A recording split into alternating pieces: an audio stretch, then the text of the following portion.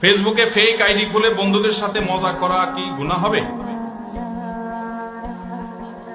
দেখেন, fake ID যদি এরকম হয়, ধরেন ছদ্ম কোনো নাম ব্যবহার করলো যেটা মিথ্যা বলা যাবে না, কথার কথা আইডির নাম দিল ভালো মানুষ, সে নিজেকে মনে করে সে একজন ভালো মানুষ, সে হিসেবে একটা ভালো মানুষ আইডির নাম দিল, দিয়ে কোনো বন্ধুর সাথে দুষ্টামি করলো, দুষ্টামি করতে গিয়ে যদি মিথ্যা কথা না বলে, অনেকে কিন্তু দুষ্টামি করে মিথ্যা কথা বলে, আছে না নাই?